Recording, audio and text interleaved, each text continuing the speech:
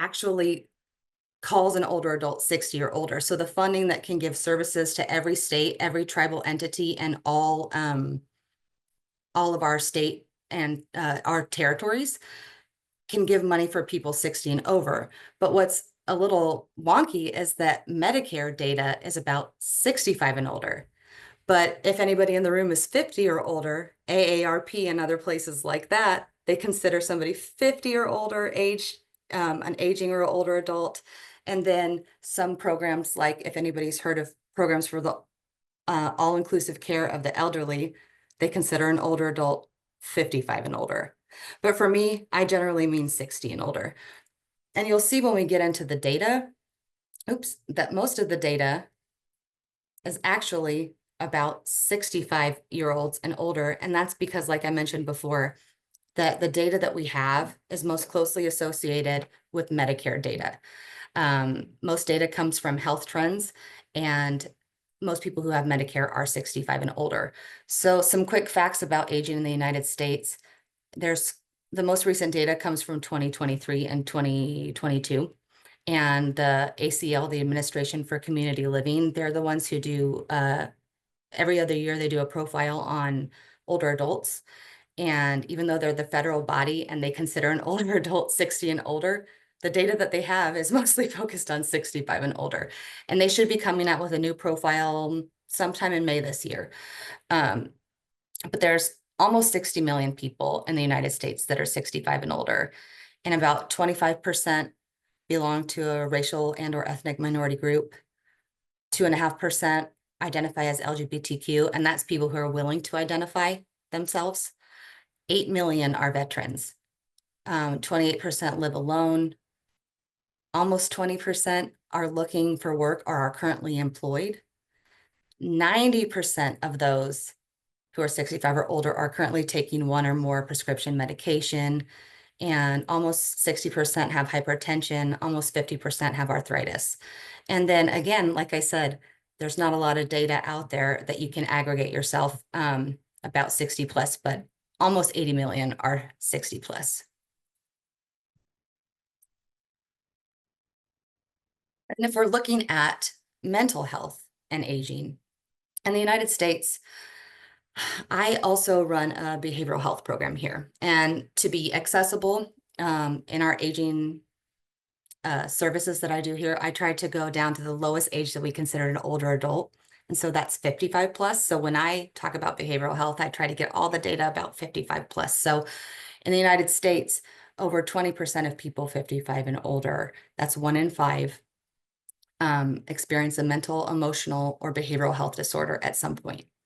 And by 2030, which really is not very long from now, that's 5 years, it's going to be here before we know it. It's projected that over 15 million of those people 60 and over are going to have experienced a mental health disorder, one or more. And right now, 12% of people 65 and older are taking prescription meds for depression. 13% are taking meds for anxiety. And this is holding pretty steady. Prior to COVID, now it's getting higher. 43% of individuals 60 and over are reporting feeling socially isolated and or lonely on a regular basis, not just here and there. And I'm sure some of you have heard it. And like Dr. Jacobs was talking about, social isolation and loneliness is kind of like my baby. That experience is as lethal, health-wise, mental health-wise, as smoking 15 cigarettes a day, every day. The health outcomes on a body of social isolation and loneliness are as impactful as smoking 15 cigarettes a day. So, I mean, that means mortality rates are increased, things like that. The hypertension, arthritis, all of the things are impacted by that. And one of the most upsetting things to me is that suicide completion rates are higher in older adults than any other group. The attempts aren't as high, but the 1 in 4 older adults who attempt, that's 25%, are going to complete, as compared to 1 in 200 youth. A quick question. Go ahead, Robin. So the social isolation, is that their perception of feeling socially isolated by a survey, or there actually are It's like they're just perception of it, or are they actually social isolated? So that's a really good question. So social isolation refers to the objective um, lack of quality or quantity of social connections. And the loneliness is the experience. Okay. So they go together, but they're different. So Okay. there's kind of like two sides of the cone. So coin, but because there's a lot of people, you know, who could be objectively socially isolated, but they are not upset by that. My husband is one of those Yeah. people. He's a Mhm. hermit and loves to be a hermit. Mhm. When I started doing this research, he all of a sudden, after reading my papers and things, he started being social and hanging out with people, and I kind of got concerned. I'm like, you are having a marked change in behavior. Are you okay? And he's like, well, I thought I was going to get sick and have all these poor outcomes if I wasn't hanging out with people. And I said, honey, you're not upset by the social connections that you have. And he goes, oh, good. I don't want to hang out with any of these jabronis. And then anyway, so it was pretty cute. I love telling that story. He gave me permission to tell it. But thank you for asking that, Robin. And then Thanks. 63. Oh, I have a question, if that's okay. yes, of course. I am stunned by the stat that's on here about the fact that like by 2030, the 15 million, that by over 15 million. Can you talk a little bit about that? Like, um, that over 15 million 60 and older will experience a mental, emotional, or behavioral health disorder? Because that really connects to with like the piece that we're talking about. So in the work that you're doing in your job, how do you see that connecting with the work that you do? Because that is a really stunning number. Right. And this is actually more general. It's not just severe mental illness. This Yeah. is typically the projections are more about, and we'll get a little bit into it a little bit into a different slide, but the projections are more about the depression is one of the most highly experienced mental disorders by older adults currently, and that's what they're projecting is going to increase, and that is exacerbated by social isolation and loneliness. And the longer people are having to be in the workforce, there's a lot of correlations between that. They're expecting that the numbers of right here, I don't know if you're seeing me point to the, no, not that, the people, that's not on this slide, people in the workforce from the last slide. How many older adults are going to have to stay working longer because they're not going to be able to draw retirement. The projections about people not even going to be able to draw retirement that they might have paid in or Social Security. So a lot of the people who are projecting these are saying that the relationship between some of those things might be what would contribute.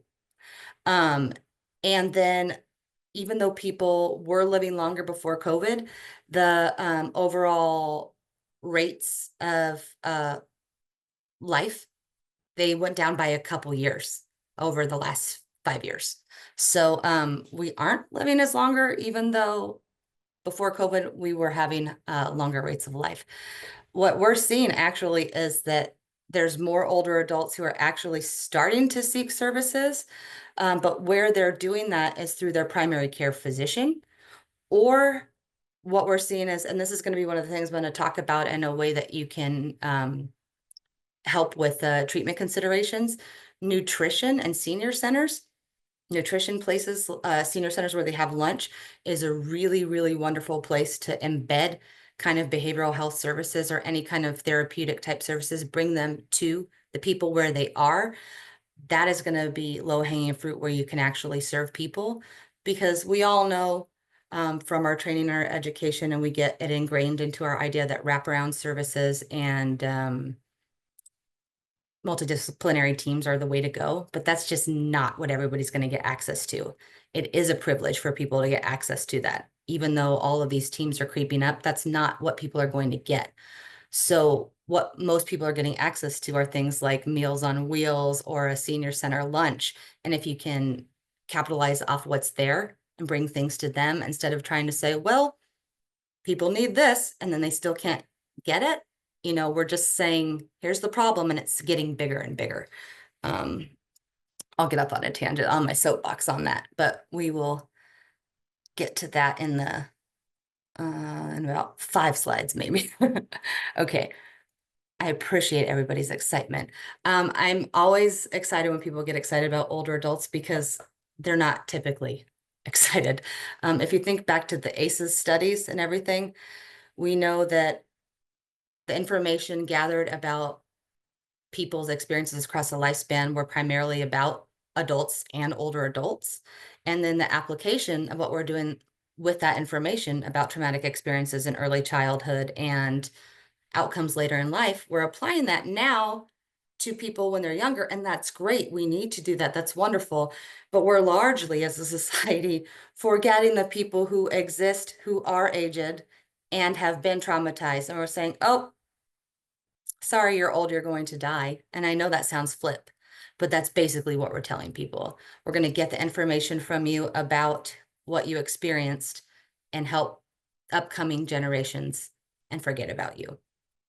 And that's probably some of the things that contribute to the most common experiences of what people who are aging right now are experiencing with regard to mental health that isn't severe. Depression, anxiety, and substance use issues are the big three that people are experiencing right now. Depressive episodes, persistent depressive disorder, any type of depressive diagnosis is pretty common as people age. And substance use issues are on the rise, whether they're related to prescription meds to start out with, and also chronic pain. The experience of chronic pain has contributed to the rise in substance use issues. And then additional complicating factors that we're seeing arise in relation to mental health, dementia, which we'll talk about in a second, and other neurological disorders or neurocognitive disorders, sleep concerns, phobias have been on the rise, which is really interesting. Trauma and PTSD, of course, bipolar, and then OCD, which has also been really interesting to me specifically.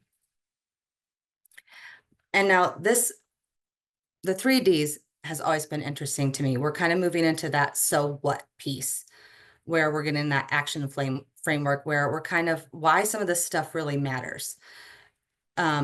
When you're starting to learn about diagnostics and how episodes of delirium can happen in other age groups, not just older adults, it's interesting.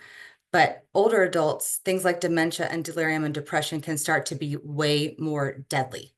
And delirium can happen way more frequently because of things like medical issues that are more likely to happen as we age. So this is really some of the crux of why some of this really matters, because they're disorders that can present similarly to each other as we age, but they differ in etiology, onset, and course. And they can present their own issues and impairment, and they can even act as their own type of SMI. And their development can also exacerbate the symptoms and presentation of existing severe mental illness in an older adult. So think about somebody, we have people in our system right now at my work who have experienced schizophrenia across their lifetime, or really intense PTSD with psychotic features superimposed. And now they're developing something like dementia, or they're having episodes of delirium because of a medical issue, or they're having depressive episodes over it. And the treatment that you would do, that they have had for their lives with their severe mental illness, is no longer appropriate or working because of these complicating factors. It's really tough. And sometimes the treatment for things like dementia, delirium, and depression is actually contradictory to the treatment for the severe mental illness that they already have been experiencing their whole life. So dementia, I don't know how many of you have ever worked in a dementia space. Anybody? Anybody have experience with dementia? I'm looking through. Okay. If you do, feel free to put it in the chat. So dementia, it's really rough. And it's a neurological, neurocognitive disorder specifically that causes cognitive impairments, and impairments in memory, attention, communication, reasoning, judgment, all those things up there. And if you think about dementia, I'm always surprised, but not really surprised, because I'm kind of like in that vein. I think about it all the time. So when I widen it out, people think that dementia is something specific. But if you think about the word flowers. Flowers is a general term. Dementia is a general term. And then there's all types of dementia, just like there are all types of flowers. So Alzheimer's is the most common type of dementia. So that accounts for about anywhere from 60 to 80% of all dementia diagnoses. And there's other types like vascular dementia, Lewy body dementia, which is really, really intense. And it can cause some of the most really intense agitation and aggression in people. And sometimes it's associated with Parkinson's. If people who have Parkinson's develop dementia, often it'll be Lewy body. There's frontal temporal dementia. There's dementia associated with Parkinson's that may not be Lewy body or Huntington's disease. And then there's mixed dementia that can happen from all different issues. And then sometimes there's things that present like dementia that can happen from a traumatic brain injury. And it's just really difficult.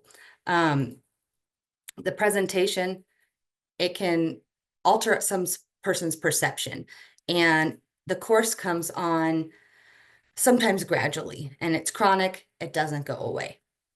And it impairs somebody's life and their ability to function, and it affects their behavior, their feelings, and their relationship. And one thing that's key to remember is that that serious mental decline, it's not typical of normal aging. Dementia is not typical of normal aging. And if somebody has dementia in your family, that doesn't mean you're going to get it. I just want to tell you that. A lot of people freak out. My mother-in-law had dementia, and my husband has been worried about it. I still worry about it, even though I know that.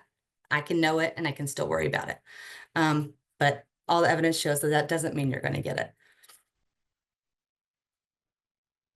And now if we're thinking about assessing somebody who's developing dementia, but already has experienced a severe mental illness, it is— Sam, you have a question in the chat. Oh, great. Okay, sorry, I put your guys' faces over it. Okay.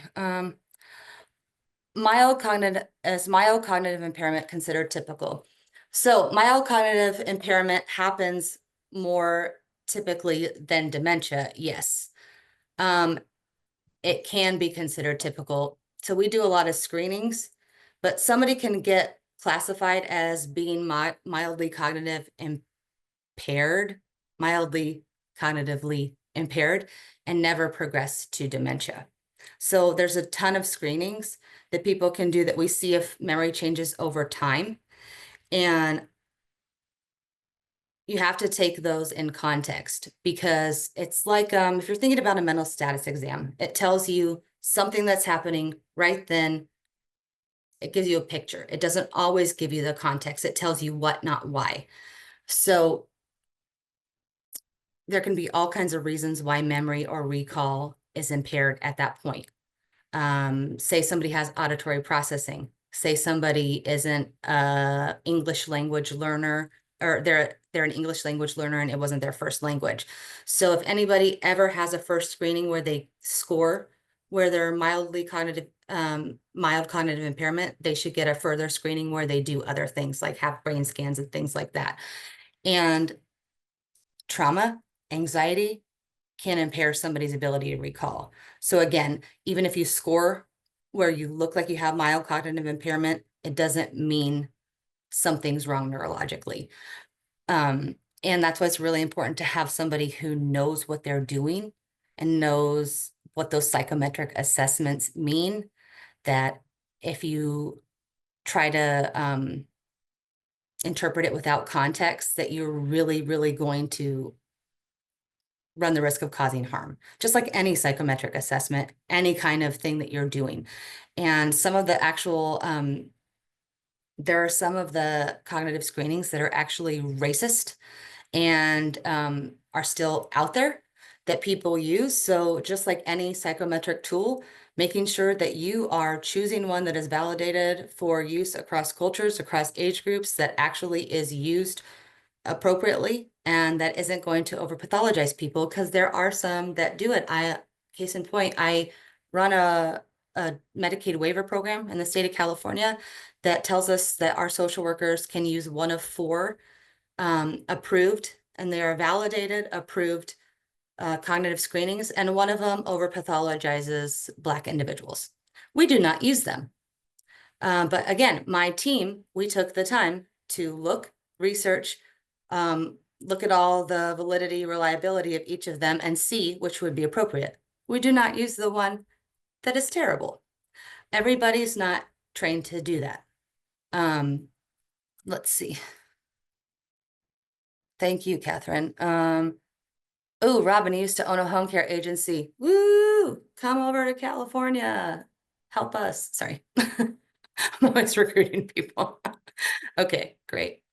I'm going to move all your faces so I can make sure I can monitor the chat. Thank you, Dr. Jacobs. Okay. Okay.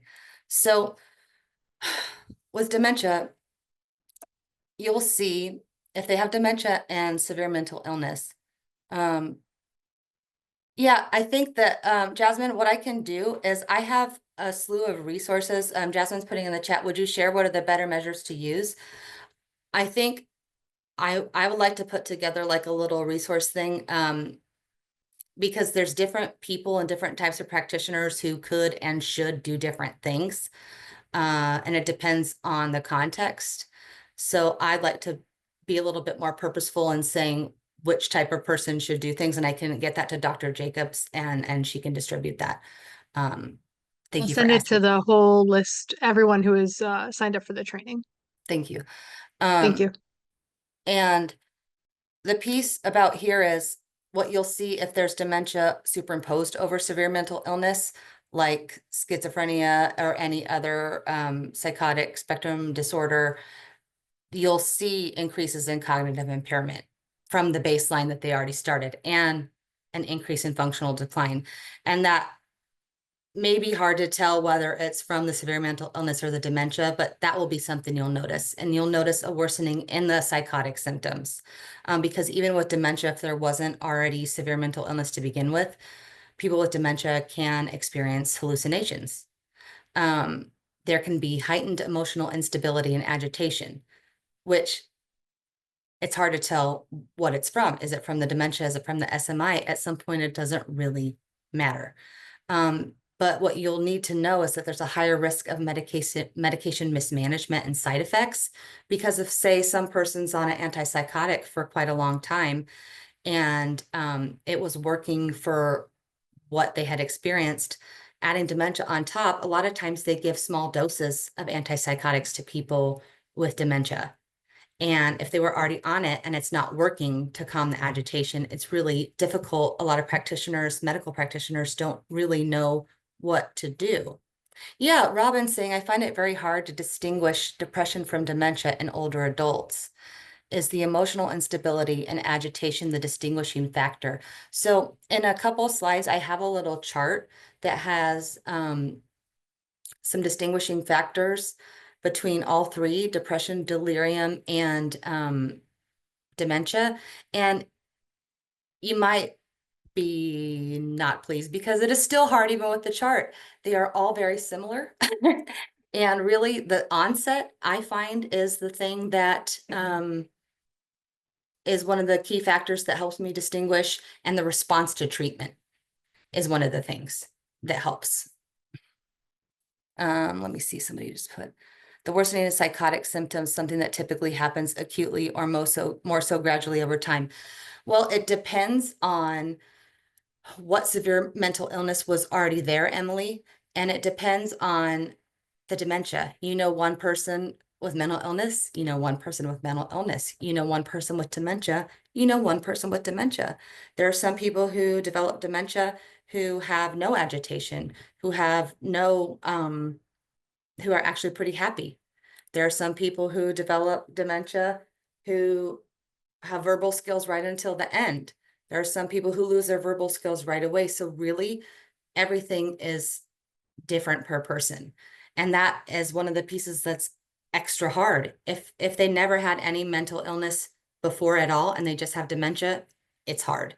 But superimposing it on top of something like maybe they experienced manic episodes for their whole life. Maybe they already had PTSD. Like, so the person, the one story that's coming to mind is we have a person here who has really, really long-standing unmanaged PTSD, where she had all of her trauma happen in the house in which she lives. She's unable to move out of the house due to circumstances, money. It's her house, she owns it. There's no way she can move. And all of the reminders in her home are trauma reminders. And she developed dementia. And it's really stressing her out and all of the people around her, because the indications with dementia, you want to keep people in the place that they know, so that they are going to be more likely to remember something from a long term. So she had lived in that house for a very long time.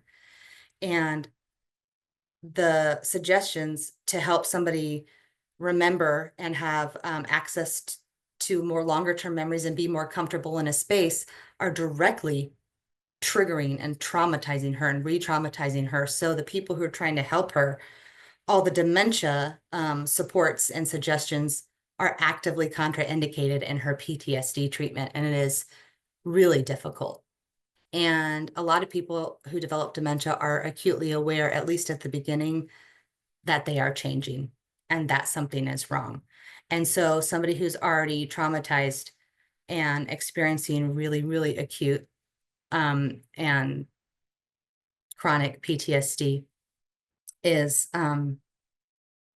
actively kind of getting re-traumatized. The dementia development is another trauma. And that has been one of the most troubling and stressful and difficult to treat from my perspective that I've experienced with this population thus far. And any suggestions that anybody ever comes up with after this, if you think about it, me and my clinical team have been having quite a time figuring out how to support this person. So that's one of the things that's really difficult about that. Excuse me. Okay, somebody's putting something in there. Thank you, Emily. It's nice to have you in here. Okay, delirium. I'm much more, I feel much more competent with this. And again, I wanted to say something about that, is that even though this is my area of expertise, I say that in quotes because I still don't ever like to feel like I'm an expert in something. I just think that feels gross. I think that the time that you feel like you're an expert in something is the time that you stop trying to learn. And I never want to stop trying to learn. But delirium makes more sense to me because it's a sudden change in a person's thinking and awareness. And for older adults, it's almost always related to something medical. And thank you, Catherine. So you can see it does look like the same presentation, again, as it can look like dementia because it's a change in thinking and awareness, disorientation, and ability to focus. So they might have trouble remembering things. They might speak in a way that doesn't make sense, or they might see and hear things that aren't there. So it can look like dementia. It can look like psychosis. It can look like things that we've seen, and it can be hard to discern. But it's usually caused by something temporary, like an infection, a new medication, dehydration, a hospital stay. My own grandmother, the first time I ever saw an episode of delirium, I was 17 years old. She had surgery, and she had this episode after surgery, and she responded poorly to anesthesia and coming off of anesthesia.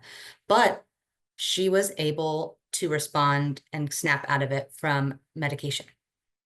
Also, urinary tract infections are one of the things that are likely to cause episodes. Yes, repeatedly I'm hearing of elders with UTI-induced delirium. Yes, that is the number one thing I've seen. That is the number one thing that people check for as a UTI treatment. ICU delirium, yes. Hospital stays, and responding to medication, a new medication change, medication interaction. So delirium is a lot easier to snap out of than the other ones. And again, this slide looks familiar, doesn't it? You'll see something like increased psychotic symptoms if you see an episode of delirium over already existing severe mental illness, because just like dementia over SMI, it'll worsen cognitive functional decline, increase distress in the person. It'll complicate treatment. You'll see increased psychotic symptoms like it can be mistaken for worsening schizophrenia. What's really hard is if somebody already had SMI, especially a psychotic disorder, delirium can get mistaken for just worsening symptoms or a really bad episode, and people can get a UTI and that can get overlooked. And what's really hard is that we already know how people with severe mental illness get treated. We know that. We know that people get treated poorly and they get overlooked. And so delirium is a huge health issue, especially when it's related to UTIs or other medical issues. And so when somebody already acts like that, and then they just act worse because of an episode of delirium, people just kind of write it off. And so it's really, really important in anybody who is experiencing SMI to really understand, hey, is this worsening? I need to know their baseline. I need to take everything seriously because they are a human being. And monitoring their medical status is really important because people deserve humanity, no matter what. And for older adults, a lot of reasons why they get UTIs, especially people as their mobility changes, or if they're in like a nursing home or the ICUs, because if they're stuck in a bed or immobile or having to wear a diaper or not getting cleaned, having wound care, things like that. So they're at higher risk for a UTI. But with delirium, again, for anybody, but older adults especially, there's an increased physical health risk, an increased mortality. They're more likely to have poor medication adherence or over medication risk, which, yeah, over medication is what I see a lot. Most of the time, less is more. I 100% agree. And we'll talk about that too toward the end when we're talking about treatment considerations. Excellent, Robin. Okay. And now depression. I also feel a little bit more comfortable with depression. Good old classic depression. This is the most common mental health issue, like I mentioned before, experienced by older adults currently. That's not to say that it won't change. And I honestly think some of the research is suggesting that maybe depression is what's shown to be most commonly experienced because a type of practitioner that an older adult currently, the current generation of older adults typically sees is a primary care physician. And we know that in primary care facilities, the type of screenings related to mental health that are most likely to be done are about depression with maybe a PHQ-9. Maybe some people do a generalized anxiety disorder 7, a GAD-7, but most likely a PHQ-9 is what's going to be done if there is a screening. And so I think there's more data about depression. So, it's nice that we're doing that. And I think we are not capturing some data. And they might also screen for substance use. So that's why I think that when we're talking about substance use and depression, it's great that we're capturing that data, but there's a lot of data that we're not capturing. And the risk factor for depression increases with age. And when there's a depressive episode superimposed over severe mental illness, it complicates the existing SMI. And there's an increased severity of psychotic symptoms. And right here, there's a higher suicide risk. And that is a big deal to me. A lot of times, suicidality in aging doesn't look like suicidality in other groups. People kind of get upset when I say this, but it's true. It becomes more of a pragmatic option for a lot of people as things change. It's not as suicidality isn't as intrinsic or related to long-standing suicidality related to long-standing depression.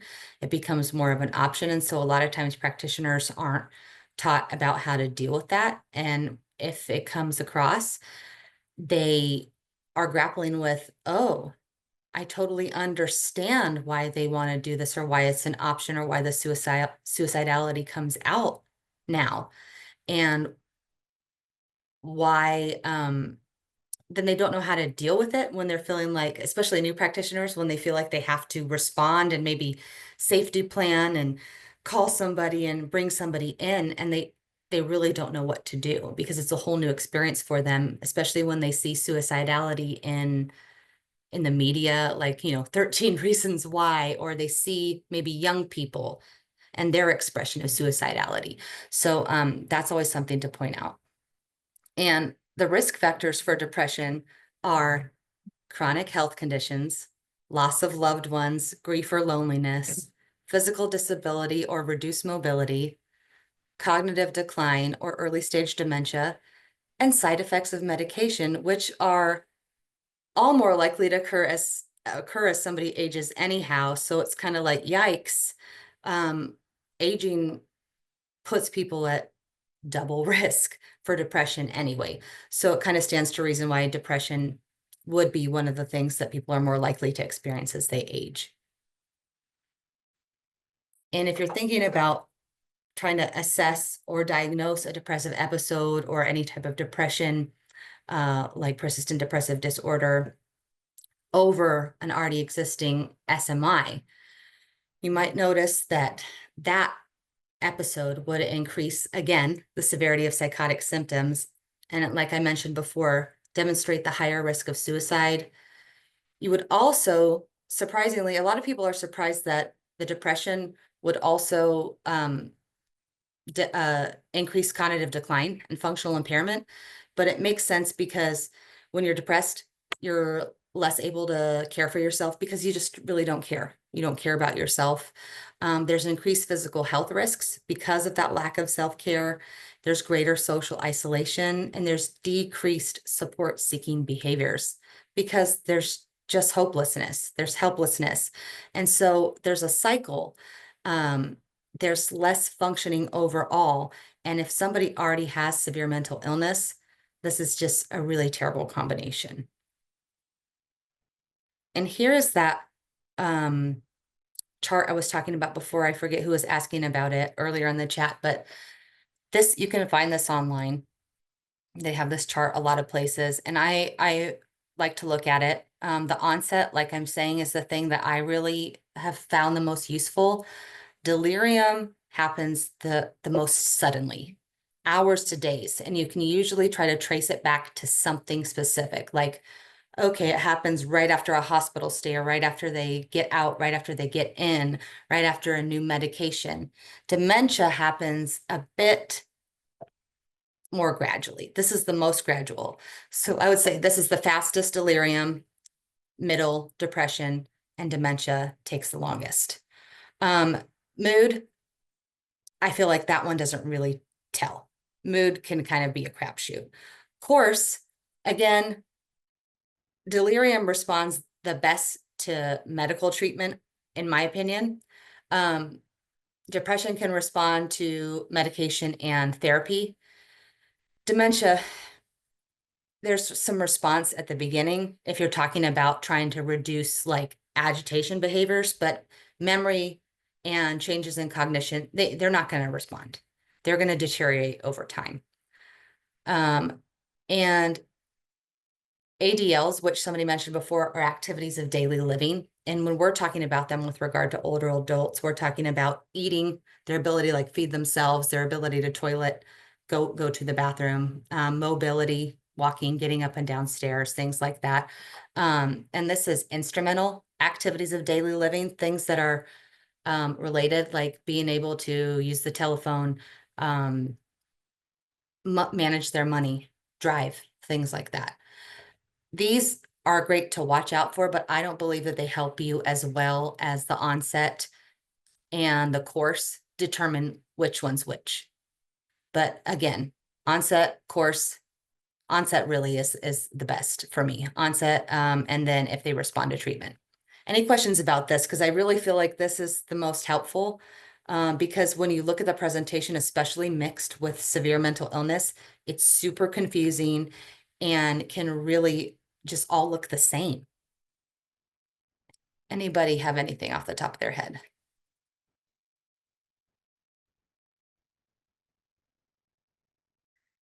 Has anybody ever been a caregiver for an aging Yeah, person? so yeah, Go so ahead. I took care of my grandmother for 7 years, and this topic really interests me because I never was sure whether she had depression or dementia.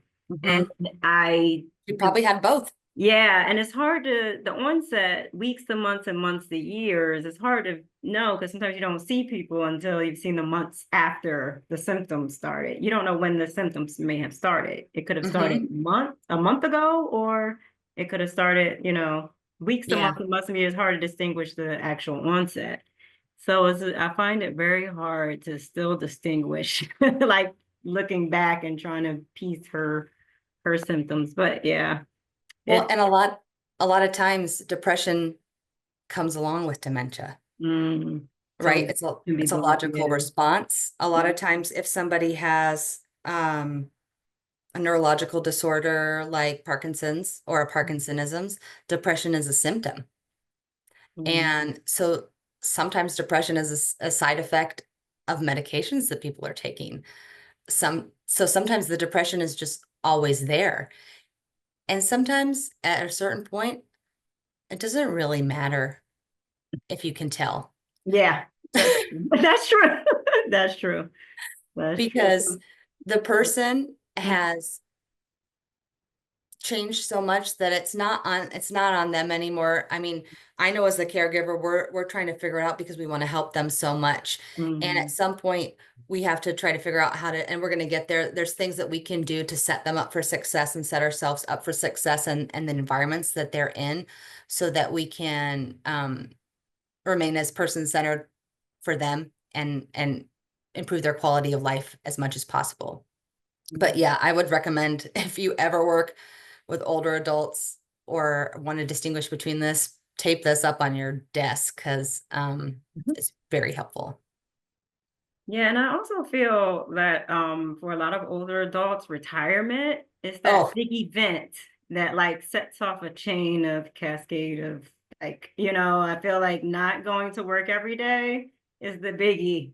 I love that you mentioned that. That is such Mm, a huge deal because for so long, I don't know about you, but it's such a story in our culture, in our United States culture, that retirement's going to be great. Like it's mhm, something that you're excited for, and you're mhm, like, oh, I'm gonna be so happy, but it just hits so many people in the face because a lot of times work is tied to people's identity and it's our social life.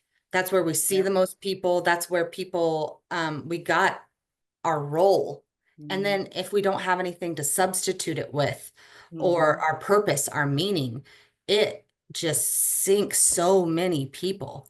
I mhm, love that you brought that up. That mhm, is a huge deal. And that is one of the number one things I've seen because if purpose and meaning across the lifespan have been shown to be some of the highest predictors, well, and connection, purpose, meaning, and connection, some of the highest predictors of wellness across the lifespan, not just when we're older.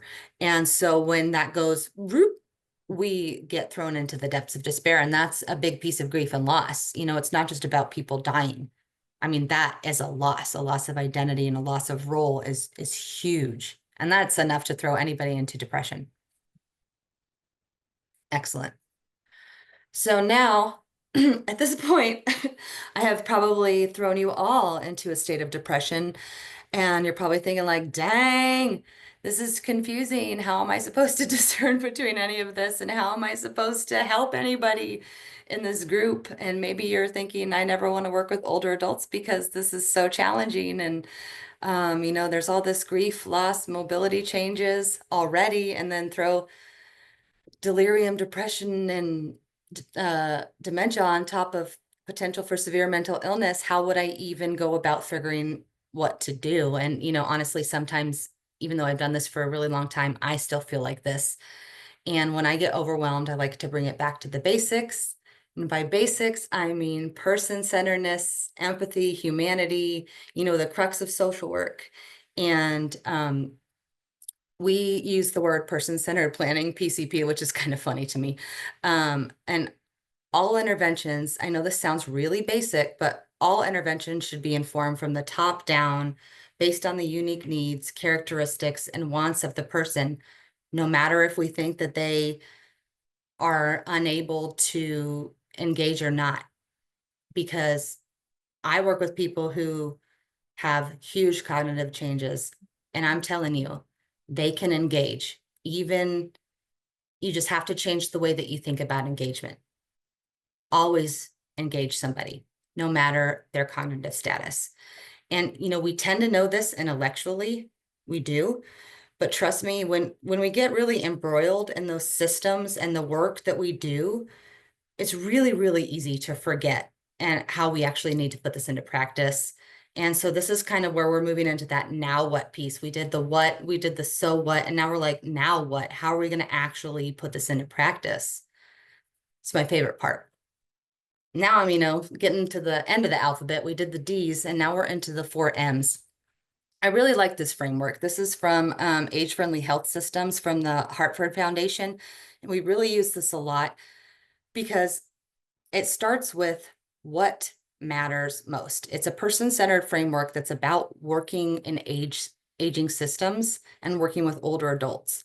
And you start with the person and the family unit or whatever unit you're working with the aging person. And you start with what matters most. And you always come back to that. If you're ever confused, if you're ever like, what are we supposed to do?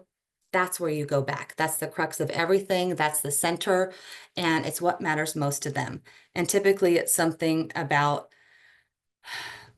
staying as healthy as possible, as well as possible, staying in their community and their home, maintaining maximum independence and feeling like themselves, however that can look.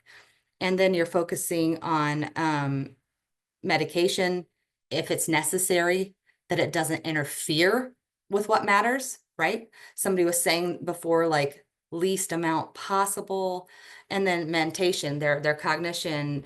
So you want to prevent, identify, and treat and manage that depression, dementia, and delirium, no matter where they are, if they're in their own home, if they're in a system. Oh yeah, Catherine's saying, thinking of the Being Mortal book and the discussion on what matters most, significance to quality of life. Excellent, Catherine. This is a really excellent framework too, and it's really easy to remember. And then you're thinking about mobility, because mobility, as soon as mobility changes, like if people have falls, there's a lot of correlation between falls and mobility changes, and then downward spirals and mortality.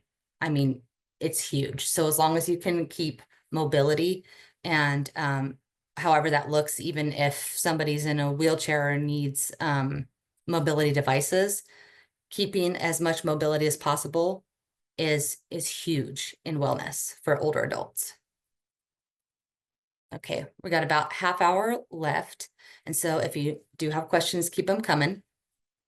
Now we're looking at treatment considerations, and we're going to do it in, you know, within those 3 framework, those 3: dementia, delirium, and depression. So when you're thinking about if somebody has dementia, an older adult, and SMI together, I know I probably made you think that it was hopeless before. It's not. Sometimes I feel like it's hopeless. I am very, very blessed to work in an aging system in California that is as old as our California Department of Aging. I work in a very rural, really Northern California. Like, California's huge, if you know. I'm like an hour and a half away from Oregon. I'm at the top on the coast, and I've lived here my whole life. It's super rural. We're geographically isolated, but our aging system is the biggest place in the county, and we celebrated 50 years last year, the same year that the California Department of Aging celebrated 50 years. So we kind of know what we're doing, I think. And we have a program of all-inclusive care for the elderly. It's called PACE. They're in 33 or 34 states, so there's probably some in Virginia. And we have the first rural PACE in California. We celebrated 10 years last year, and we have the highest penetration rate of eligible people in I think it's in the nation. And so that's a model that is meant to keep people in their communities, the concept of what's called aging in place. And PACE programs, they see people who are 55 and older, but the average age, the average time that somebody is on PACE before they pass away is 3 years. across the nation. So this is meant for people who have higher needs. They have higher medical needs, they have higher mental health needs, they have higher needs across the board. So I am more likely in the setting to see people with dementia and severe mental illness together, or delirium and severe mental illness. So I am very lucky to work with geriatric practitioners in the mental health side, like myself and my team, or we have geriatric nurse practitioners. We have the only geriatric nurse practitioner in the whole county, and the only geriatric primary care physician in the whole county.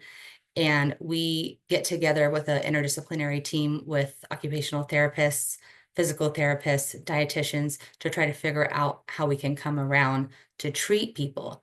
Now, that is the exception and not the rule in treatment. That is the gold standard of what's actually going to be helpful for treating all people, is that kind of interdisciplinary approach, but we know that's not real.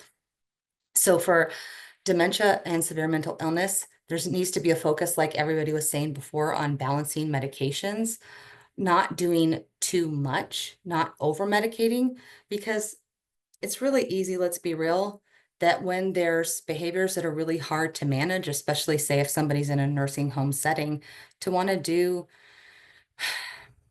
things that make people quote unquote behave. And that tends to lead to over medication. And that's not okay.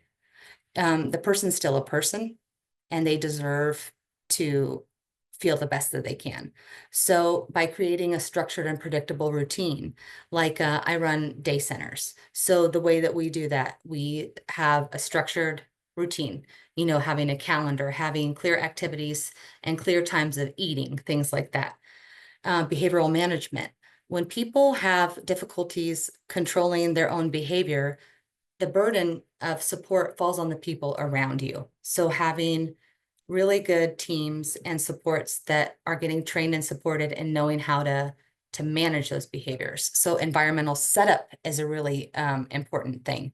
If you have a loved one in your home who's experiencing dementia, even without severe mental illness, being able to get caregiver coaching is invaluable. And getting social connection, any kind of social connection that can happen through what's called like reminiscence. Reminiscence is a huge deal with dementia, because it helps connect people back to their long-term memory and have pleasant interactions with things that they're more likely to remember. And then again, like I said, any chance that you can get multidisciplinary support, if you have to create it yourself, if you're not privileged enough, and yes, it is privileged to be able to get a program like PACE and be able to work in that or have a multidisciplinary team, that's where the best outcomes happen. You might see similar things on these next few slides because, again, there are similarities. But for delirium, like I mentioned before, the number one thing is identifying and treating the underlying cause. Almost exclusively that I've seen, UTIs. There are also other things that I've seen, dehydration or electrolyte imbalance, like checking sodium, potassium, and calcium, medication side effects or withdrawals. So if you have people who have been on benzodiazepines, opioids, or steroids, and they go off them without support, or they go off them too quickly, delirium episode can happen. Hypoxia, so low oxygen levels, can cause delirium episodes. Believe it or not, chronic constipation can cause delirium. And unfortunately, so say somebody has dementia and they're unable to actually communicate or understand that they are constipated. So people who have neurological or neurocognitive issues, they have difficulty with what's called interoception, their ability to understand their internal body cues. And so they might not even know that they're having constipation. And so they're at higher risk for an episode of delirium on top of their dementia, and not to mention the physical issues that come along with constipation. And sleep disruptions can worsen delirium on top of that. So providing supporting good sleep and mitigating sundowning. So sundowning is something that happens in people with dementia or other issues like delirium, where their issues get worse at night. And then this is the biggest one to prevent delirium, is monitoring things like making sure if you have somebody who has to be bedbound or cannot clean themselves, that they are cleaned regularly to prevent things like UTIs. Or that if they don't know how to take their medication themselves, that somebody else is managing that. So the things that you know are likely to cause it, that they are being monitored and supported. Catherine, that's a good question. Evidence of gut health connection with 3Ds. The only thing that I know that I have done in the research about gut health is related to the constipation, like I have known, or maybe dehydration. And I haven't done any other research about that, but that is really interesting because I have looked at the research about gut health and mental health. I have looked at that budding evidence, but I have not actually looked into the connection of like delirium. I could see that connection between depression, but I haven't looked. I would be really interested to see how that shakes out. Good question. Okay. And then for depression and superimposed, okay, you're welcome. Depression superimposed over severe mental illness, when you're treating it, you need to, again, like everybody's mentioned, because you guys are freaking superstars, balancing safety and effectiveness with medication. Because while medication is often a first line of treatment for many things, especially severe mental illness, when a person is an older adult, they're already likely to be on more medications than the typical person for physical health things.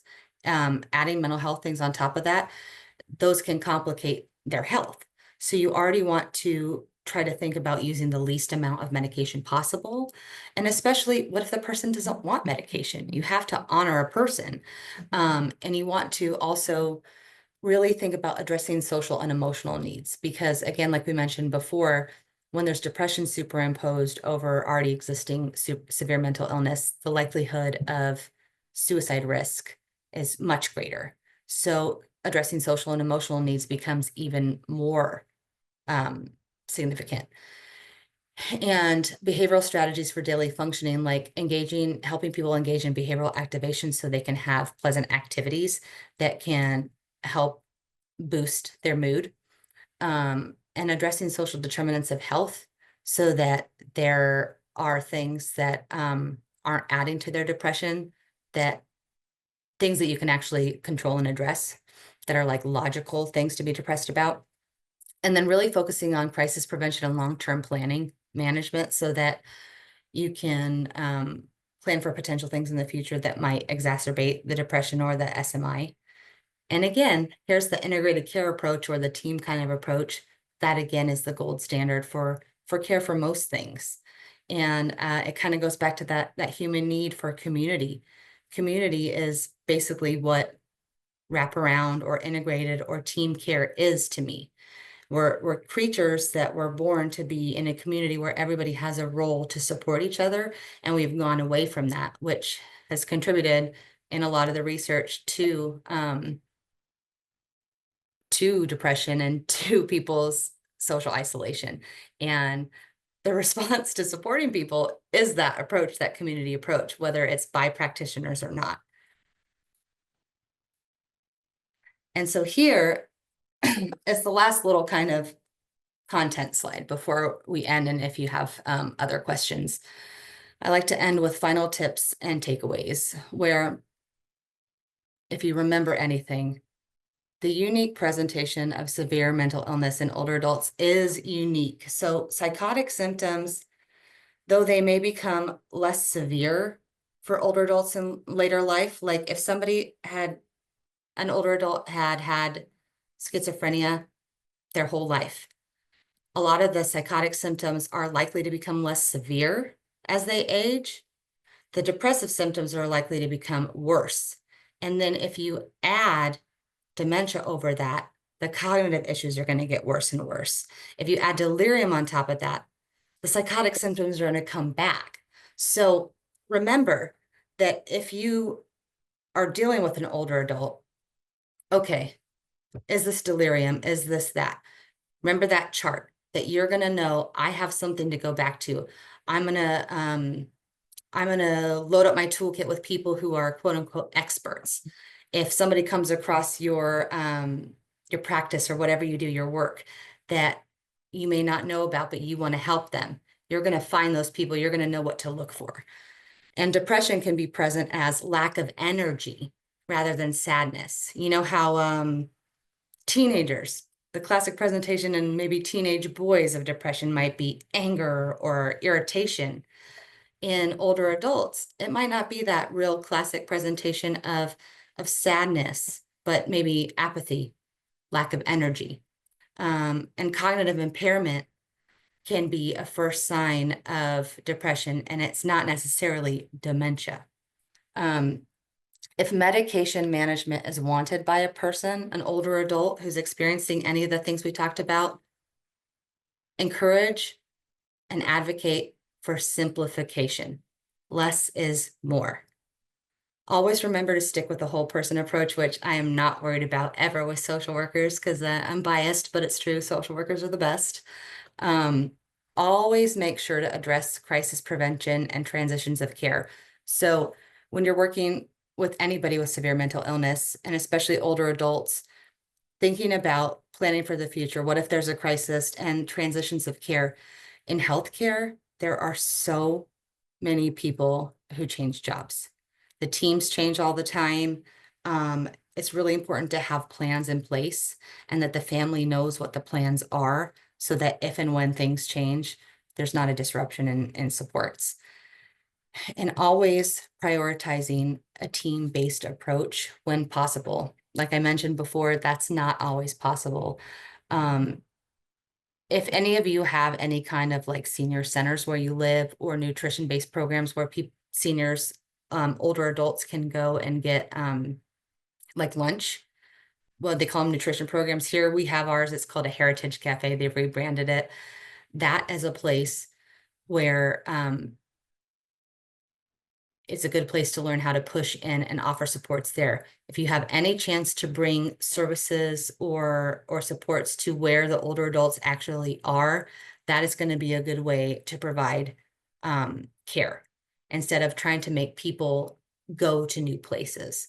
If you can push in, all the evidence shows if you can push into primary care settings, of course, integrated behavioral health is always good because people are more likely, especially older adults, to go see a primary care physician than any other kind of practitioner. And that's shown to maybe help increase service-seeking behavior.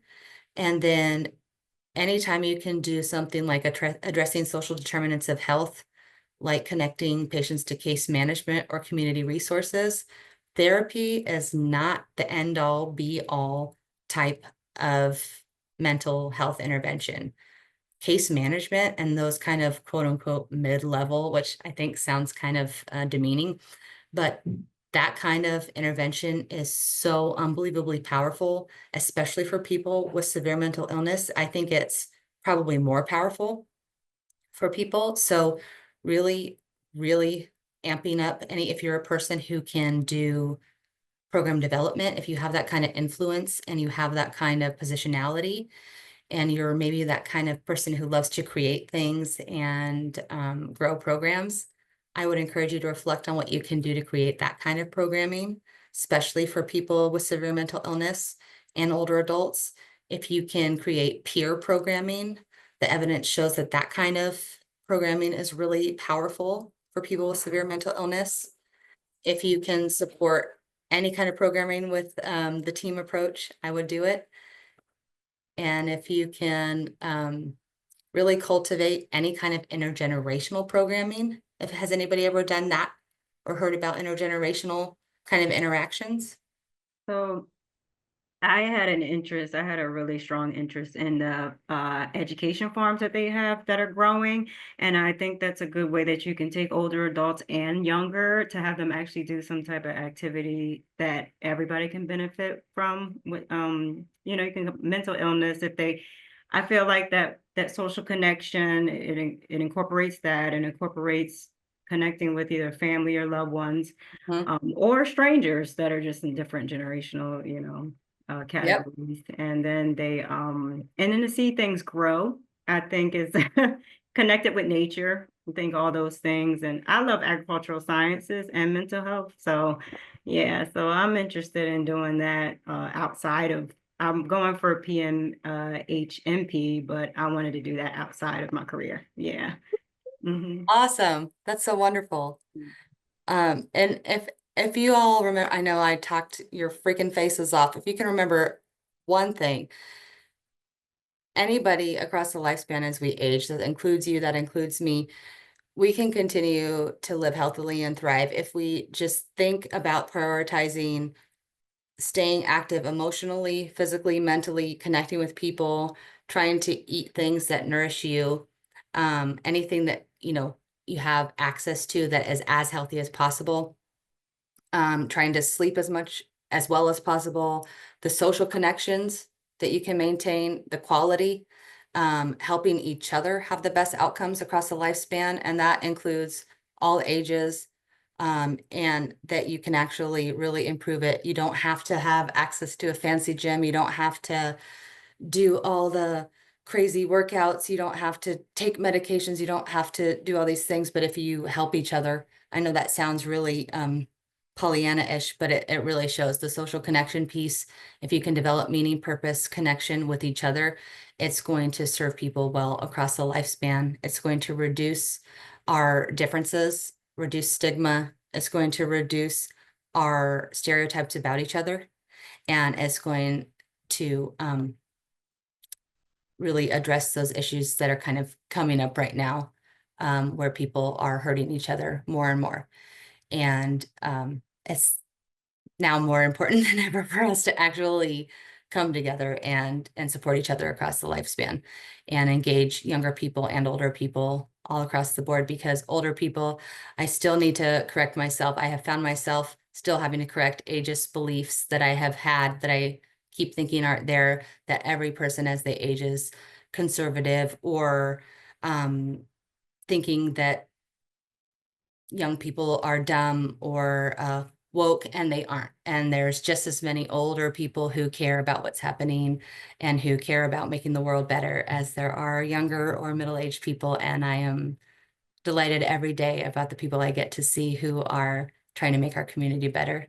And I encourage you to get into aging services because it saved me from getting out of social work, because I wanted to leave. And then I got into aging, and it was just the best thing. The hippies are elders now. Yeah. That's what somebody told me. One of my 80-year-old clients, she said that exact phrase to me. She said, the hippies are elders now. And it was pretty great.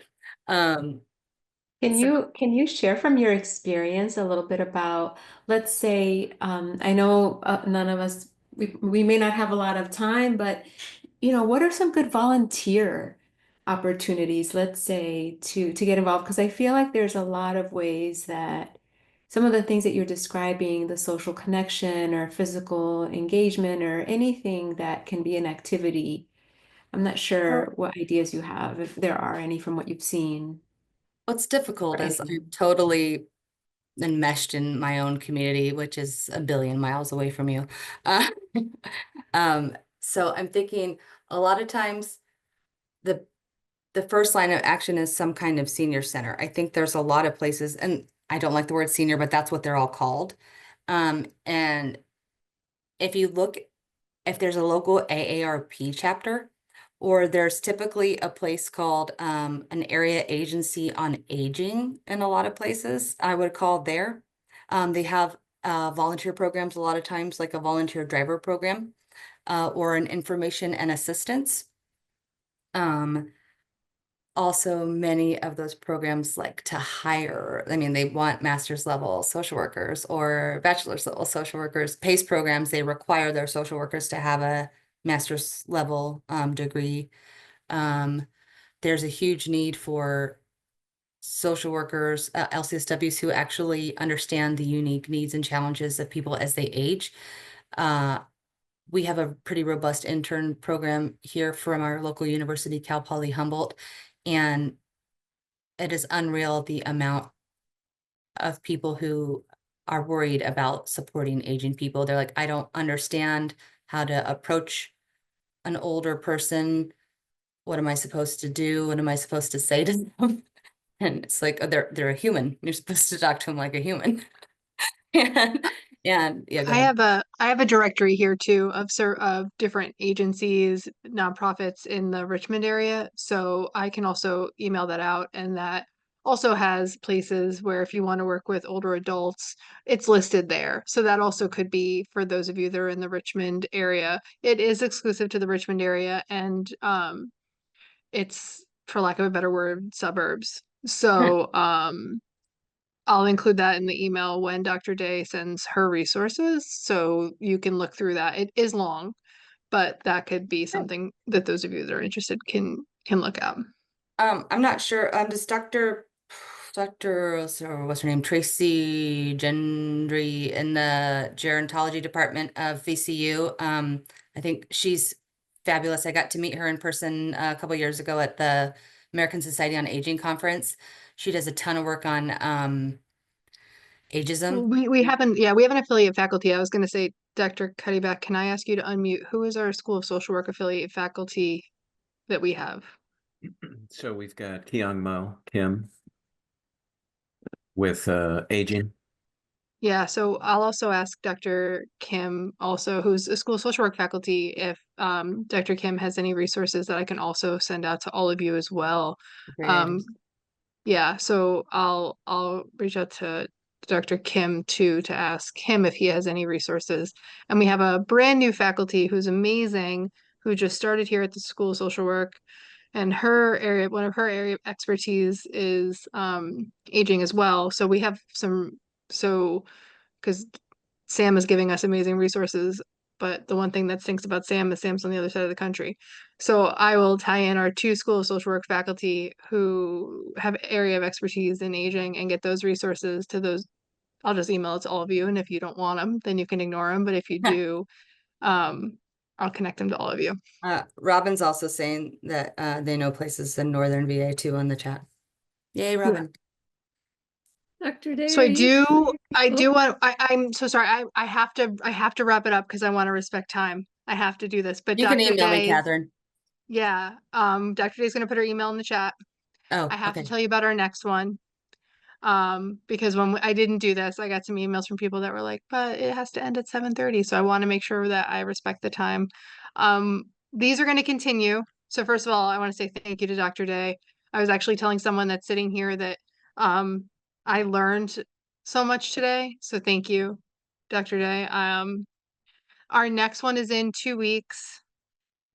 It is during spring break, which I know is not the most ideal timing, but we wanted to make sure that we stayed on a schedule. So that is why it is during spring break. This one, I am of course excited for. I'm excited for all of these. The one in 2 weeks is about crisis intervention and Indigenous individuals. It's going to be great. Please consider coming, signing up, trying to attend it. It's going to be about using trauma-informed approaches to crisis work. And so that's going to be the one in 2 weeks. If you sign up now, please send me a separate email because our sign-up system is a little bit funky. So if you've signed up before January or up to January 15th, then I already have your email. But if you haven't signed up yet, please just send me an email and I'll make sure you get that Zoom link. Okay. Kelly Johnson is And the facilitator. She lives here. She's awesome. so thank you so much, everyone, for attending. Thank you so much, Dr. Day. We really appreciate you all for being here tonight, and have a good evening. Thank you all.